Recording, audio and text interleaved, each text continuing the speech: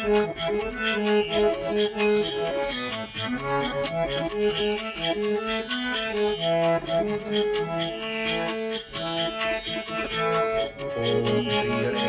नमः। ओम श्री सरस्वत्यै नमः। ओम श्री गुरुभ्यो नमः। समस्त जन कल्याणे निरतं करुणामयं नमामि चिन्मयं देयं सद्गुरुं ब्रह्मविद्वरं। नीलाम्बुजश्यामलकोमलाङ्गं सीतासमारोपितवामभागं पाणौ महासायकचारुचापं नमामि रामं रघुवंशनाथम्। अतुलितबलधामं हेमशैलाभदेहं दनुजवनकृशानुं ज्ञानिनामग्रगण्यं सकलगुणनिदानं वानराणामधीशं रघुपतिप्रियभक्तं वातजातं नमामि।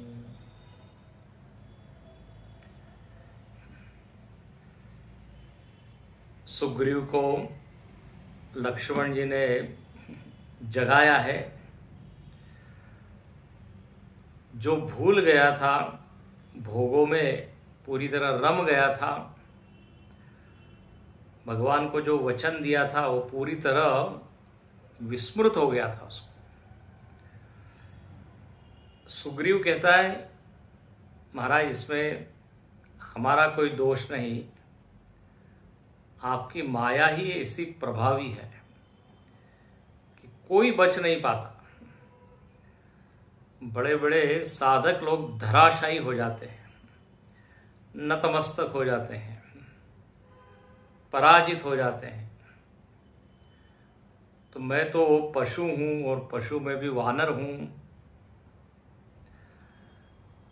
भगवान मुस्कुराते हैं। भगवान ने कहा ठीक है, गलती हो गई है, उसको स्वीकार करो। अब तुमको जगा दिया है, अब जो है वचन के अनुसार सारे वानर लोगों को अलग अलग दिशाओं में भेजो। तो यहां कहते हैं, एहि विधि होत बत कही आए वानर जूत, नाना वरन सकल दिशि देखिय की सबरूत। भगवान उसके ऊपर की पंक्ति बड़ी अच्छी बोलते हैं, मुस्कुरा के बोलते हैं। बोले, सुग्रीव तुम मेरे मित्र हो और मैं तुमको केवल मित्र ही नहीं मानता, बल्कि भरत जिमि भाई, तुम अप्रिय मोही भरत जिमि भाई। ये देखिए भगवान की उदारता, भगवान का व्यापक अंतःकरण कितनी ऊंची स्थिति में सुग्रीव को पहुंचा देते हैं। कहते तुम भरत के जैसे हो। अब कहां भरत और कहां ये सुग्रीव, बताइए। भरत जी के लिए तो कहा, धर्म न अर्थ न काम रुचि गति न चाहूं निर्वाण। उनको तो मोक्ष भी नहीं चाहिए। इतने उच्च स्थिति में भरत जी हैं और यहां पर ये सुग्रीव है। थोड़ा सा उसको राजकोष पूरा नारी मिल गया तो भूल गया, लेकिन भगवान कहते हैं आखिर अब मैंने इसको मित्र माना है तो इसकी सहायता करना और इसको ऊंचा उठाना मेरा कर्तव्य है। तो कहते हैं तुम तो भरत के जैसे, मैं तुम पर नाराज नहीं हूं, भरत के जैसे तुम प्रिय हो। देखो यही संतों की विनम्रता होती है। जो बिल्कुल नीचे के धरातल पे खड़ा हुआ है उसको ऊंचा उठाना, यही भगवान का, महात्माओं का स्वभाव होता है। उसके दोषों को वो माफ कर देते हैं, साफ कर देते हैं। तेषाम अहम समुद्धरता मृत्यु संसार सागरात, भगवान कहते हैं। तो सुग्रीव को इस तरह भगवान ने आश्वासन दिया, थोड़ा दिलासा दिया, उसको ऊंचा उठाया। अब इस तरह बातचीत हो रही थी, तभी सारे वानर लोग वहां आ गए और वानरों की संख्या कितनी है। शिव जी कहते हैं यदि कोई, जैसे जनगणना होती है ना, सेंसस, कितने मनुष्य है, पुरुष है, स्त्री है, हर 10 साल में होती है। बोले यहां पर यदि कोई वानरों की जनगणना, वानर गणना को यदि करना चाहे तो वो मूर्ख ही कहलाएगा, क्योंकि कितने वानर है पता नहीं, उसकी संख्या बताई नहीं जा सकती। वानर कटक उमा मैं देखा, शिव जी कहते हैं। तो बोले वो तो महान मूर्ख है। भगवान का स्वरूप अनंत है, उनकी सेना भी अनंत है। अब कहते हैं सब के सब वानर प्रणाम करते हैं। यहां ऐसा लिखते हैं कि ऐसा एक भी वानर नहीं है जिसका हालचाल भगवान ने पूछा ना हो। देखो अभी बताया कि उनकी गणना हो नहीं सकती, बहुत अधिक, और एक एक के हालचाल पूछने में बताइए कितना समय लग रहा होगा। लेकिन ये भगवान की अद्भुत लीला है। यहाँ वर्णन है 21वें के बाद ये तीसरी चौपाई, उसमें कहते हैं कि अस कपि एक न सेना माही, अस कपि एक न सेना माही, राम कुशल जेहि पूछे नाही, यह कछु नहीं प्रभु कई अधिकाई, विश्वरूप व्यापक गुराई, ठाड़े जत आय सुपाई, कह सुग्रीव सबहि समुझाई, राम काजु अरु मोर निहोरा, वानर जूत जाऊं चहूरा। सबके हालचाल भगवान पूछते हैं।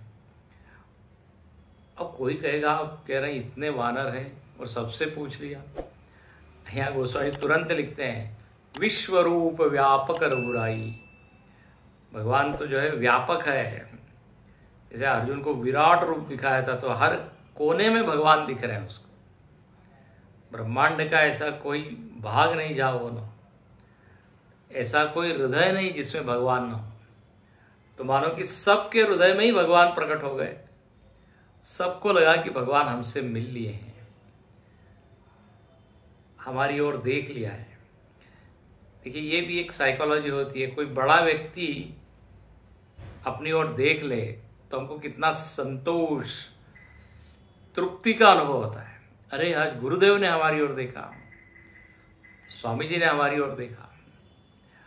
अच्छा, और यदि मुस्कुरा दिए तो और भी अधिक खुशी, और यदि थोड़ा कुछ संवाद हो गया और अधिक खुशी, कुछ काम बता दिया, सेवा बता दी, और अधिक सुख। तो यहाँ केवल हालचाल पूछे हैं, उतने से ये बड़े प्रसन्न हुए और सब वानरों को खड़ा किया सुग्रीव ने। और जैसे होता है ना, की नोट एड्रेस होता है, भाषण होता है, सभी मेरे वानर बंधुओं सुनो। सबकी ओर देख के वो कहता है, जैसे नेता लोग सब दूर देखते हैं चारों ओर, क्योंकि जनता बहुत होती है। जनक सुता कौ खोजौ जाई, तुमको एक काम करना है, जानकी जी को खोज के लाना है। ये तुमको एक प्रोजेक्ट दिया जाता है, प्रकल्प, और इसकी डेडलाइन भी दे दी। होता है ना, वो टारगेट पूरा करना पड़ता है, तो डेडलाइन होती है। मास दिवस महु आयो भाई, 1 महीने में आपको वापस आना है। अच्छा, और कैसे आना है? बिल्कुल ये पॉजिटिव न्यूज लेके आना है, सकारात्मक, कि हमने खोज ली सीता जी को, उनका पता हमको मिल गया। अवधि मेट जो बिनु सुधि पाए, आवई बनई सो मोहि मराए। बोले इस अवधि बिताकर बिना खोजे यदि कोई आएगा तो बस समझ लीजिए फांसी का फंदा है, उसको तो मृत्यु दंड ही मिलेगा। मतलब यहाँ पे अब कोई चॉइस नहीं है, आपको खोज कर लाना ही है, पता लगाना ही है। ऐसा यहाँ पर सुग्रीव ने सबको वचन दिया है, सबको आदेश दिया है। जब आदेश सुनाए तो सारे वानर लोग चलते हैं। सुग्रीव ने अंगद, नल और हनुमान जी को बुलाया, उनको रुकिए रुकिए मेरे तरफ आइए, और उनको कहा कि आप लोगों को दक्षिण दिशा में जाना है। देखिए, थोड़ी सी कल्पना, थोड़ी सी आइडिया या अंदाज शबरी जी ने तो दे ही दिया था कि आप पंपा सरोवर के उधर आगे जाइए, ये किष्किंधा की ओर जाइए, वो दक्षिण भाग में है। मतलब सीता जी का पता यदि आपको लगाना है तो यही दिशा ठीक है। तो इससे ये अंदाज लग गया कि सीता जी का यदि कुछ हरण हुआ है, कोई ले गया है, तो वो दक्षिण में ही होगा। तो अब दक्षिण दिशा में जरा अच्छे योद्धाओं को भेजना चाहिए। हाँ, तो इसलिए सुनहु नील अंगद हनुमाना, जामवंत मति धीर सुजाना। किस किस को भेजा है? बोले धीर बुद्धि और चतुर, बुद्धि धीर जिनमें है, धैर्य है, निर्णय की क्षमता है, चतुर है। ऐसे कौन? नील, जाम्बुवान, हनुमान, ये सब बेस्ट लॉट था, सब में से बेस्ट। तो इनको जो है कहा कि आप जाइए, दक्षिण जाओ, और ऊपरी ऊपरी आधे मन से नहीं खोजिए, मन क्रम वचन सो जतन विचार, पूरे अपने आप को झोंक दीजिए, अपने व्यक्तित्व, अपने मन को, बुद्धि को, जितनी शक्ति है, जितनी क्षमता है, और पूरे जोर से, प्रयत्न से उपाय सोचना। और यदि ऐसा होगा तो निश्चित ही तुम सफल होंगे। और यह लिखते हैं स्वामी की सेवा कैसी करनी, किसका सेवन कैसे करना चाहिए। तो यह लिखते हैं सूर्य को पीठ से सेकना चाहिए। मतलब ये सूर्य की ओर ऐसी आंख देखकर सामने सामने उसकी गर्माहट का आप आनंद मत लीजिए, पीछे से, क्योंकि आंख यदि आप सूर्य से मिलाओगे तो आंख खराब हो जाएगी। तो इसलिए यदि क्या कहते हैं, सूर्य स्नान करना है, गर्मी चाहिए तो पीठ कीजिए, पीठ को सेकिए, और अग्नि को सामने से, क्योंकि अग्नि यदि पीछे हो और तो कब वो कपड़े में लग जाए उसका भी भरोसा नहीं। सामने रहेगी तो दिखती रहेगी उसकी लपटें किधर जा रही है। तो एक को सामने से, एक को पीछे से। और अपने स्वामी की यदि सेवा करनी है तो सारा छल कपट छोड़कर मनसा वाचा कर्मणा सेवा करनी चाहिए। तो यहां पर सुग्रीव इनको दक्षिण दिशा में जाने के लिए प्रेरित करता है। अब कहते हैं, बहुत सुंदर एक चौपाई है, हम सबके लिए है। देह धरे कर यह फल भाई, भजिय राम सब काम विहाई। अरे ये शरीर मिला है तो शरीर किसके लिए मिला है, इसका प्रयोजन क्या है? अब बोले खाना पीना, सोना, घूमना, भोग करना, और क्या, मोबाइल देखना, टीवी देखना, व्हाट्सएप करना, मैसेज करके इंतजार करना, इसी के लिए क्या है सब देह? बोले ये नहीं है। देह का फल केवल यही नहीं है कि आज कितने हमने मैसेज देखे और कितने मेल किए हैं और कितने गुलाब जामुन खाएं, कितने टीवी शो देखें, ये कोई फल नहीं है। क्या फल है? भजिय राम सब काम विहाई। भगवान का भजन करना ही इसका एकमेव प्रयोजन है। भजन का अर्थ होता है साधना। भजन का अर्थ है मनसा वाचा कर्मणा, ईश्वर में समर्पण कर देना, ये है भजन। भज गोविंदम भज गोविंदम गोविंदम भज मूढ़वते। शंकराचार्य कहते हैं भजन करो भजन। भोजन ठीक है कीजिए, लेकिन साथ में भजन भी कीजिए। बिना भजन के वो भोजन कोई ज्यादा काम का नहीं। हम केवल बोझ बढ़ा रहे हैं पृथ्वी का, ऐसा कहते हैं। मोघाशा मोघ कर्माण मोघ ज्ञाना विचेतस राक्षसी आसुरीम चैव प्रकृति मोहिनीम श्रिता। जो भगवान को भूल गया, भगवान का भजन स्मरण नहीं कर रहा है, बोले वो तो राक्षसी और आसुरी प्रकृति का व्यक्ति है। उसका जीना भी व्यर्थ, उसका करना भी व्यर्थ, उसका सोचना भी व्यर्थ, सब मोह है। किसी को कुछ लाभ होने वाला नहीं है उससे। इसलिए भाई भजिए राम, जरा भजन करो। काम विहाई, सारी कामनाओं को छोड़कर। ये कामना कहाँ आती है? अंतःकरण में, उसको कहते हैं चाह या चाहत।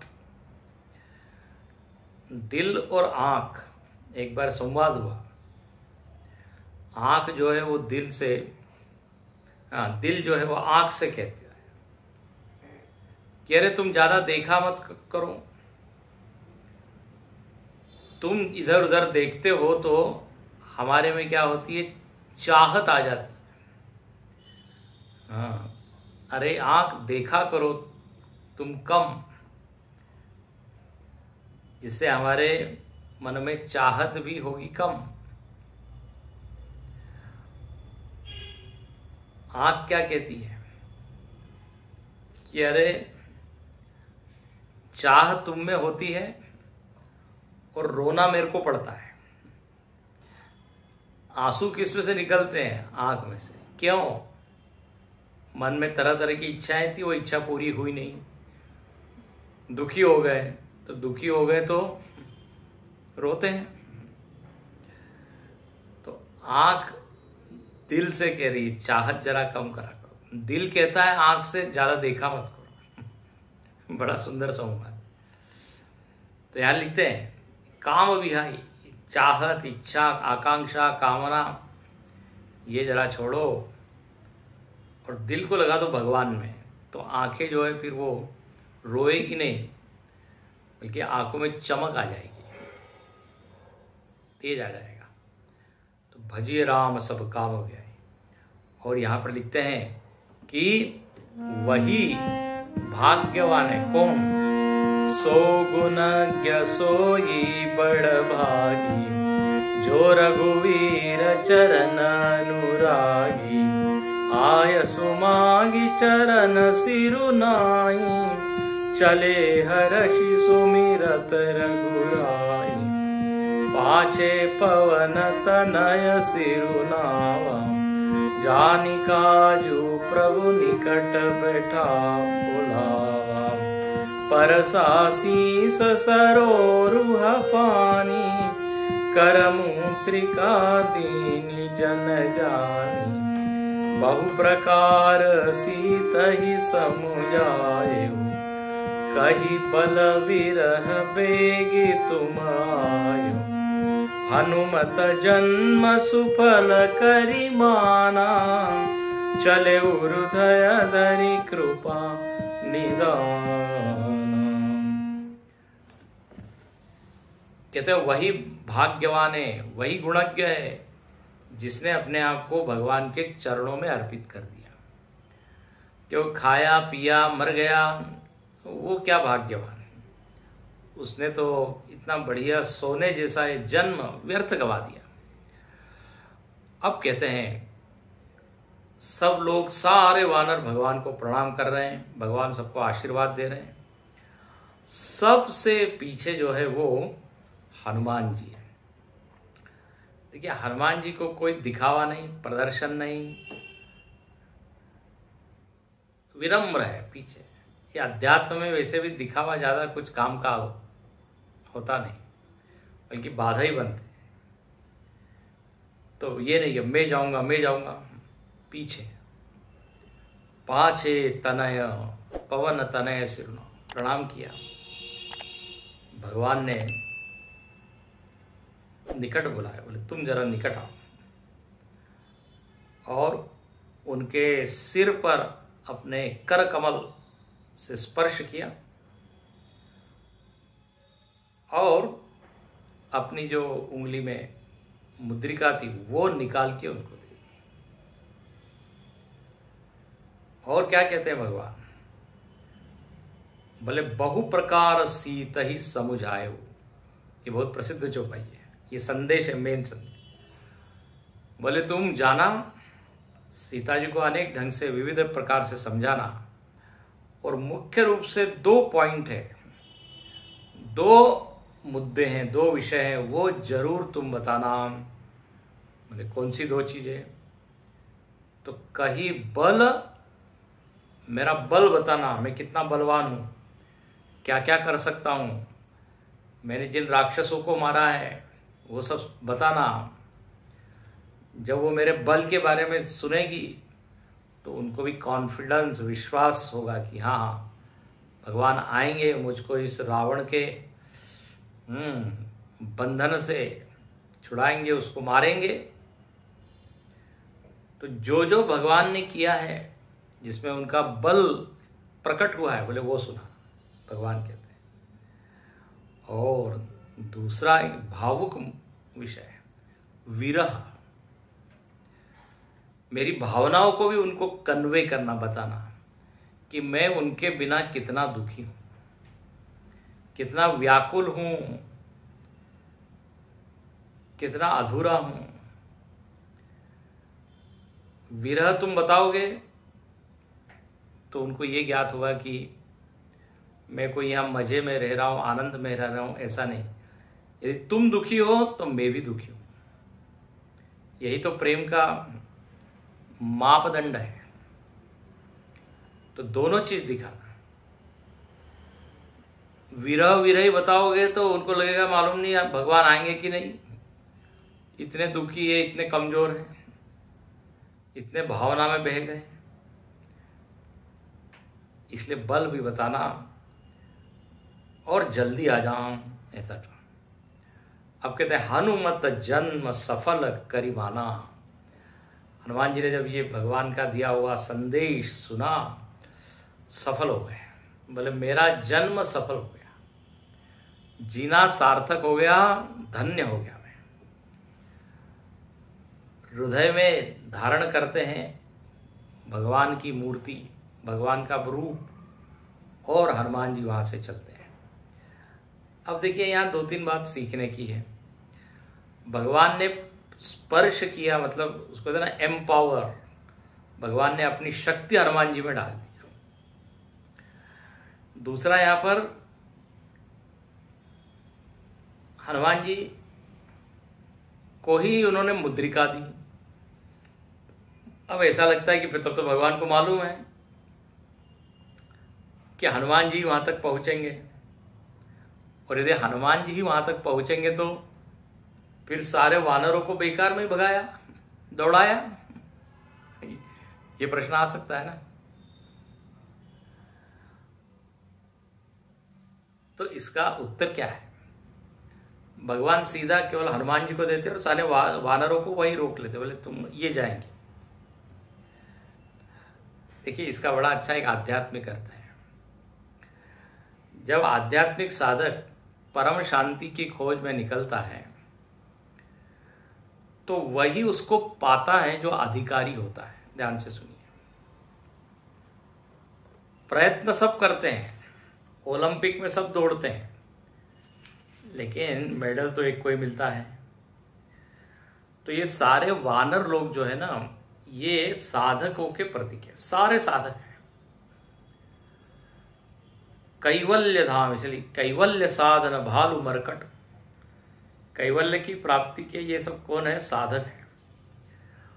और ये अलग अलग वानर मानो कि अलग अलग क्या कर रहे हैं? साधना कर रहे हैं।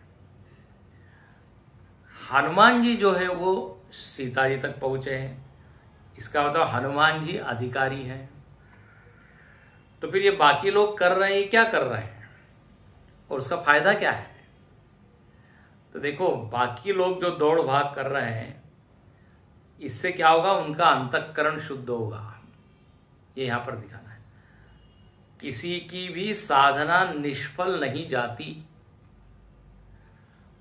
उसको मोक्ष नहीं मिलता, लेकिन वो साधना कर रहा है, उससे वो मोक्ष का अधिकारी बनते जाता है। मनुष्याणाम सहस्रेषु कश्चित यतति सिद्ध है, कहिए। तो ये जब सब वानर लोग प्रयत्न कर रहे हैं, तो इसका भी क्या होगा? लाभ होगा ही, चित्त की शुद्धि। एक बार अखंडानंद जी महाराज सुना रहे थे, उनकी पुस्तकों में हमने पढ़ा, उन्होंने भागवत सुनाई कई लोगों को, और उन श्रोताओं में एक ऐसे फक्कड़ संत भी बैठे थे, बिल्कुल अकिंचन, कुछ भी जिनको चाहिए नहीं, वो भागवत सुनने आते थे। अब भागवत सुनने के बाद दक्षिणा की बात आई। आखिरी दिन दक्षिणा होती है, पूर्णाहुति के दिन। तो वो जो संत बैठे थे बोले, मैं भी आपको दक्षिणा देना चाहता हूं। महाराज जी ने कहा कि बस आपने श्रवण किया, यही मेरे लिए बड़ी दक्षिणा है। नहीं नहीं, कुछ तो दक्षिणा लेनी हो। महाराज जी ने कहा जो इच्छा। महाराज जी को उन्होंने कहा मैं एक दक्षिणा देता हूं कि आज से तुम अपने आप को जीव नहीं मानना, बस तुम ब्रह्म हो, जीवत्व नहीं है तुम में। यही मेरी दक्षिणा है। महाराज जी कहते हैं कि उनके शब्दों में इतनी ताकत, इतनी शक्ति, इतना बल था कि उसके बाद मुझको कभी भी लगा नहीं कि मैं जीव हूं, कभी नहीं लगा। अब जब ये प्रसंग सुना रहे थे तो किसी के मन में आया, कि शिष्य के मन में, कि महाराज ये इतना ही आसान है तो फिर आप भी बोल दीजिए हमको तत्वमसी, तो बस ब्रह्मानुभूति हो जाएगी जैसे आपको हुई। अखंडानंद जी समझ गए कि लोगों के मन में ये विचार आ रहा होगा। उन्होंने कहा बात ऐसी है, एक वाक्य ने काम तो किया, लेकिन उसके पहले मैंने बहुत पापड़ बेले, बहुत साधना की, पूर्व जन्म में की, अनेक संतों का संग किया, उनकी सेवा की, तैयारी पूरी थी। और बस अंतिम एक, जैसे होता है ना कोई हथौड़े से कोई लोहा तोड़ता है तो पहले ही आघात में नहीं टूटता, 10, 20, 50 बार ठान ठान ठान, और एक मारा आखिरी में टूट गया। अब जिस व्यक्ति ने देखा कि अरे इसने तो एक मारा और टूट गया, मैं भी मारता हूं, आखिरी से वो टुकड़ा टूटा जरूर, लेकिन उसके पहले 90, 99 बार उसने मारा है, तब जाके 100th उसने वो टूटा है। ऐसे ही यहां पर भी है। हनुमान जी तो अधिकारी हैं, उनकी तैयारी पूरी है, इसलिए वो सफल हुए। ये रामायण में हर चीज का आध्यात्मिक पक्ष भी है। अच्छा, एक व्यावहारिक पक्ष यहां पर, हनुमत जन्म सफल माना, हनुमत जन्म सुफल करिबाना। हनुमान जी ने यह अनुभव किया कि मेरा जन्म सफल हो गया जब उनको ये मुद्रिका दी और ये सेवा का एक कार्य दिया गया।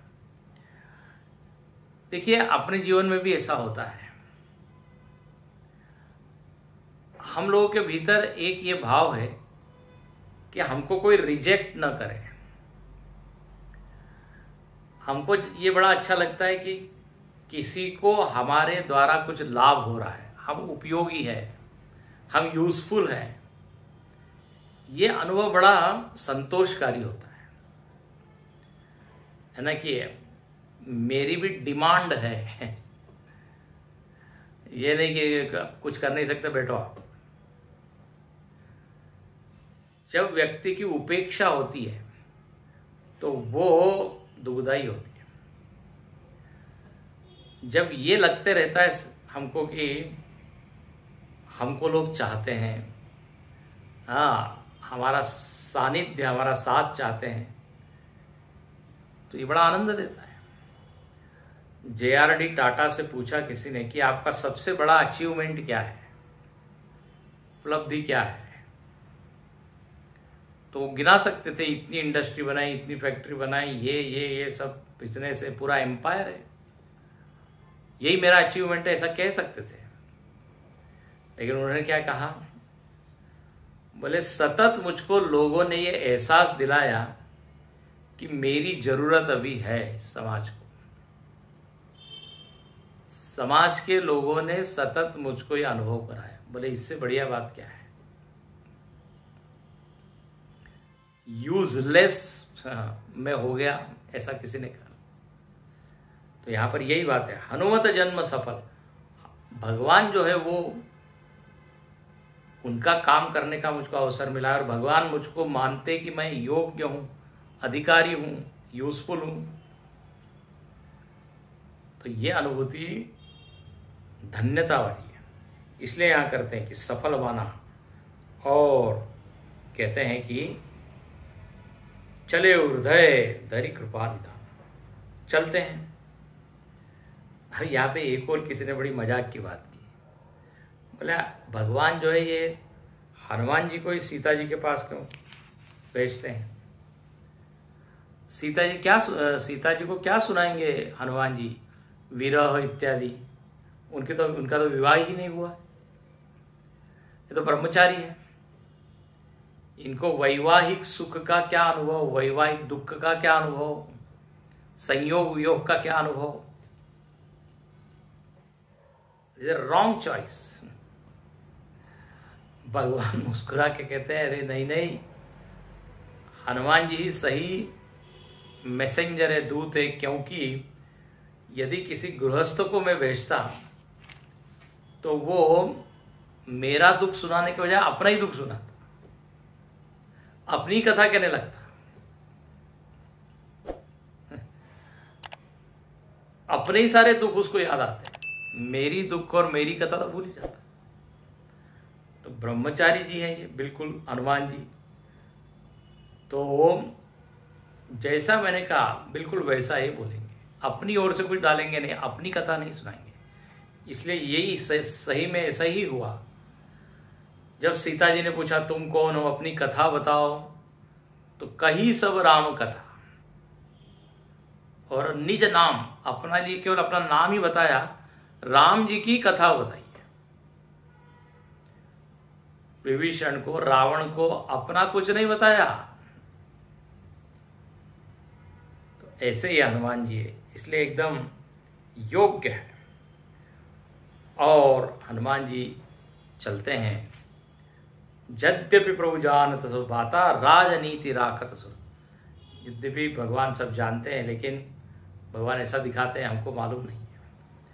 अब कहते हैं सारे वानर जो है चलने लगे, खोज रहे हैं, गुफा में जा रहे हैं, पर्वत में जा रहे हैं, जंगल में जा रहे हैं, नदी को पार कर रहे हैं, खूब उत्साह है।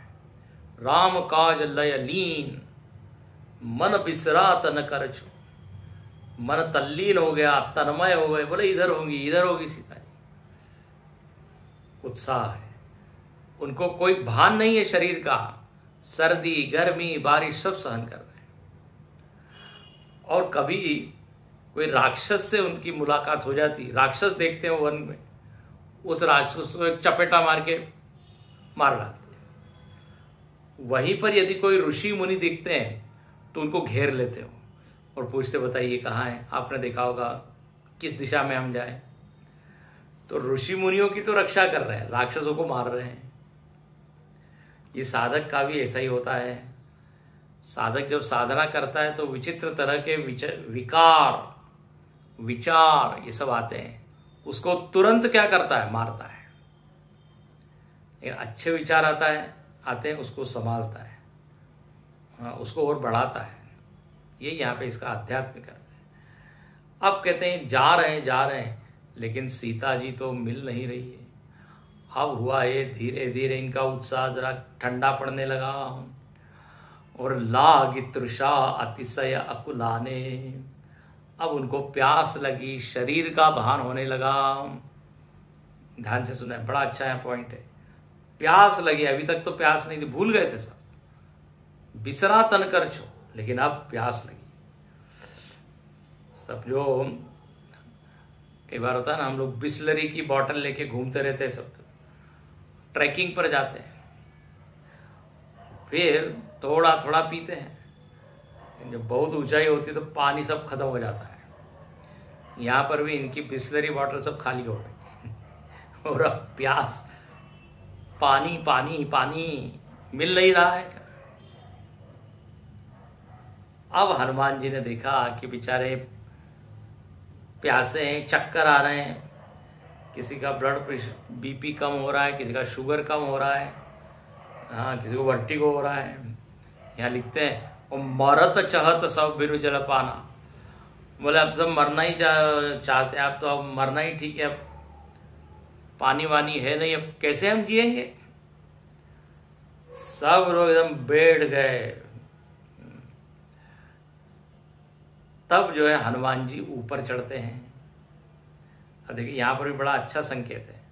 साधक जब साधना करता है, सफलता जल्दी मिलती नहीं, तो उसका ध्यान फिर शरीर की ओर, फिर भोगों की ओर। इसी को कहते हैं प्यास लगना, दुनिया की प्यास। बोले ये सब कई बार इतनी यहां तक स्थिति हो जाती है कि वो भगवान के अस्तित्व पर ही शंका करने लगता है, शास्त्र में अश्रद्धा होने लगती है। बोले मालूम नहीं ये है भी कि नहीं, कुछ भगवान और आत्मा और परमात्मा जोर शोर से कहते तो है, लेकिन कुछ मिल नहीं रहा है, तो हमको डाउट हो रहा है। यही ये प्यास लगना। हनुमान जी एक में वे जिनको प्यास नहीं लगी, और उन्होंने कहा कि अब चलो तुमको हम तुम्हारी मदद करते हैं। हनुमान जी ऊपर चढ़े। देखिए जब हमारा मन नीचे नीचे जाने लगता है तो हमको ही अपने मन को ऊपर उठाने का प्रयत्न करना चाहिए। गीता में जैसे लिखा है, उद्धरेद आत्मनात्मानम न आत्मानम अवसादयेत, आत्मैव आत्मनो बंधु आत्मैव रिपुरात्मना। एलिवेट योर माइंड,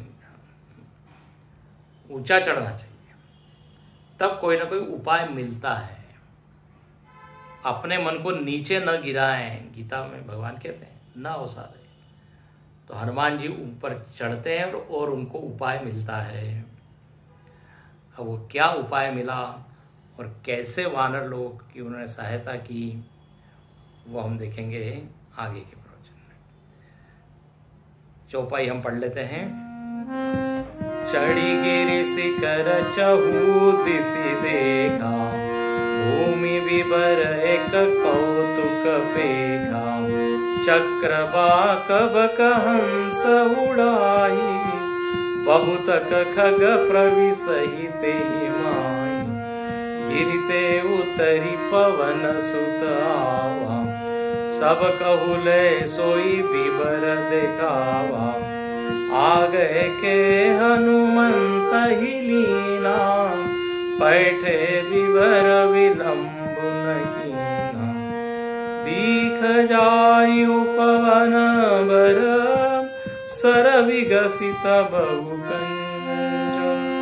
मंदिर एक रुचिरत, बैठे नारी तप पुंज। सियावर रामचंद्र की जय, पवन सुत हनुमान की जय। उमापति महादेव की जय, बोलो भाई सब संतन की जय। पूर्णमिदं पूर्णात् पूर्णमुदच्यते पूर्णस्य पूर्णमादाय पूर्णमेवावशिष्यते। ओम शांति शांति शांति। हरि ओम। श्री गुरुभ्यो नमः। हरि ओम।